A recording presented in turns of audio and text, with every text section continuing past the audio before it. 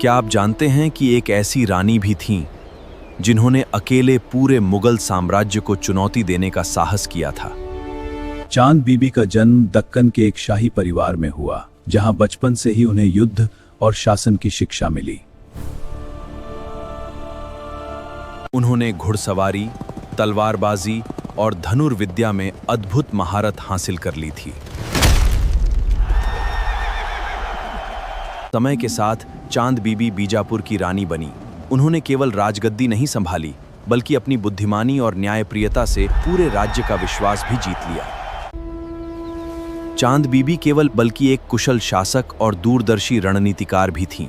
उनके निर्णय हमेशा राज्य की सुरक्षा और जनता के हित में होते थे। जब अहमदनगर संकट में घिरा, तब चांद बीबी ने उसकी रक्षा का दायित्व अपने कंधों पर लिया। उन्होंने प्रण किया कि अंतिम सांस तक अपने राज्य की रक्षा करेंगी। उधर सम्राट अकबर ने दक्कन को अपने साम्राज्य में मिलाने का निश्चय किया। विशाल मुगल सेना अहमदनगर की ओर बढ़ने लगी और युद्ध की आहट पूरे राज्य में फैल गई। कुछ ही दिनों में मुगल सेना ने अहमदनगर किले को चारों ओर से घेर लिया। यह केवल एक युद्ध नहीं था, बल्कि राज्य की स्वतंत्रता और सम्मान की सबसे बड़ी परीक्षा थी। चांद बीबी ने तुरंत किले की सुरक्षा और मजबूत कर दी। हर सैनिक को उसका दायित्व सौंपा गया और पूरा नगर युद्ध की तैयारी में जुट गया। युद्ध शुरू होने से पहले चांद बीबी ने अपने सैनिकों का साहस बढ़ाया। उन्होंने उन्हें याद दिलाया कि यह युद्ध केवल किले का नहीं, बल्कि अपनी मातृभूमि, सम्मान और आने वाली पीढ़ियों के भविष्य का था। और फिर वह क्षण आ गया जब दोनों सेनाएं आमने सामने थीं। तीरों के तलवारों की गर्जना। जब युद्ध और भीषण हो गया, तब चांद बीबी स्वयं रणभूमि में उतर आईं। उनकी उपस्थिति ने थके हुए सैनिकों में नई ऊर्जा और अदम्य साहस भर दिया। एक रानी को स्वयं तलवार लेकर सेना का नेतृत्व करते देख मुगल सेना भी क्षण भर के लिए आश्चर्यचकित रह गई। चांद बीबी का साहस पूरे युद्ध का रुख बदलने लगा। चांद बीबी के आदेश पर किले की विशाल तोपें एक साथ गरज उठीं। हर गोले ने मुगल सेना की आगे बढ़ती पंक्तियों को रोक दिया और रणभूमि धुएं व आग से भर गई।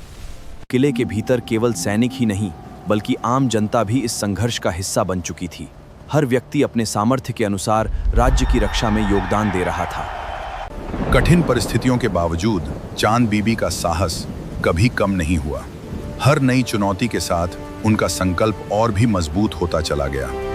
लगातार युद्ध से राज्य और जनता दोनों थक चुके थे। अनावश्यक रक्तपात रोकने के लिए चांद बीबी ने सम्मानजनक शांति का मार्ग भी तलाशने का प्रयास किया। लेकिन हर युद्ध केवल मैदान में नहीं लड़ा जाता। महल के भीतर कुछ स्वार्थी दरबारी गुप्त षड्यंत्र रचने लगे, जिसने आने वाले समय को और भी खतरनाक बना दिया। धीरे धीरे षड्यंत्र महल के दरबार तक पहुंच गया। कुछ स्वार्थी लोगों ने अपने निजी लाभ के लिए रानी के निर्णयों पर संदेह फैलाना शुरू कर दिया। कुछ ही समय में झूठी अफवाहें पूरे किले में फैलने लगी।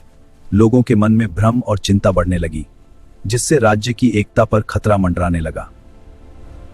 अफवाहों का असर कुछ सैनिकों पर भी दिखाई देने लगा, लेकिन चांद बीबी ने धैर्य नहीं खोया। उन्होंने अपने साहस और नेतृत्व से सेना का विश्वास फिर से मजबूत करने का प्रयास किया। निर्णायक समय आ चुका था।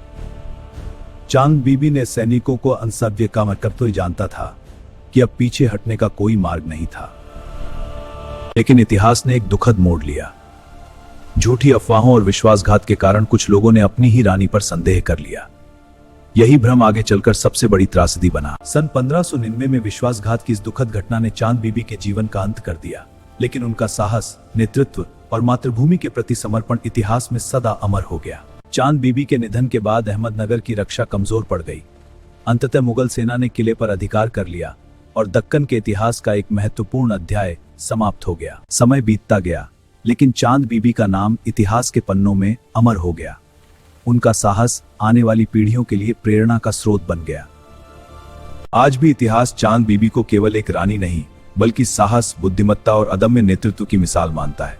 उनका जीवन में सिखाता है कि हर परिस्थिति में अपने लोगों के साथ खड़ा रहता है। चांद बीबी की कहानी आज भी हमें यह याद दिलाती है कि साहस केवल युद्ध जीतने में नहीं, बल्कि कठिन परिस्थितियों में अपने कर्तव्य और सत्य के साथ अडिग रहने में है। चांद बीबी का जीवन हमें सिखाता है कि सच्ची वीरता शक्ति में नहीं, बल्कि अपने कर्तव्य, सम्मान और मातृभूमि के लिए अंतिम डटे रहने में होती है।